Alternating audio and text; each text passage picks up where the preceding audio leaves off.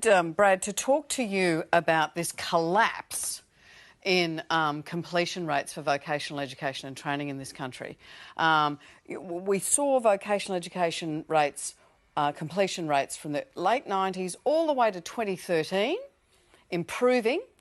And now between 2013 and 2022, only a third as many people complete as did in 2013.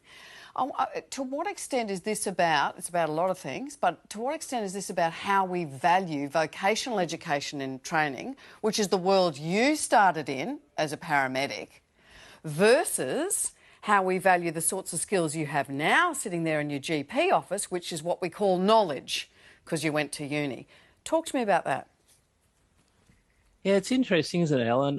Certainly, I left school at 15, at year 10, and joined the Navy and became a Navy medic and ultimately an intensive care paramedic in the ambulance. I've worked from the centre of Sydney to the centre of Australia with the RFDS out of Uluru. Went into medicine at the age of 35.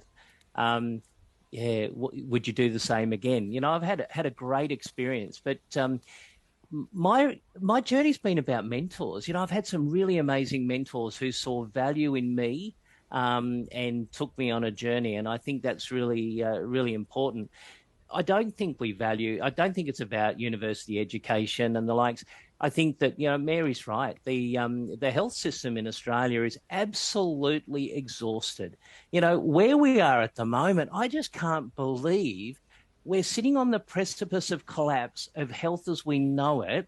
General practice that has delivered most of the COVID vaccinations to Australia has responded to looking after the most sick and vulnerable in our communities with our teams. And it's a team-based approach. It's not about any one person taking responsibility. It's about a whole health system responding to this. We look at the workforce in the country. We've got GPs and health workers leaving the country, country areas, the bush areas, rural and remote. We need to make sure that we've got sustainable health workforce in those areas. But one of the interesting things is we think about health workers, GPs like myself, as doctors providing healthcare, but I'm a practice owner. I'm also a business manager, and somewhere along this, I've got to provide healthcare to my community, look after my most vulnerable and guide that, but I've also got to run a practice. I've got to run a practice that responds to a Medicare rebate increase over the past 10 years of 0.5%. The CPI this year was 7%. We can't sustain that. We need healthcare reform, but at the same time, we need action right now. And so this goes right back to your comment about valuing the journey that we've on. I've been on many, many, many years of education, gathering that information and turning that into knowledge in the way that I respond to my community.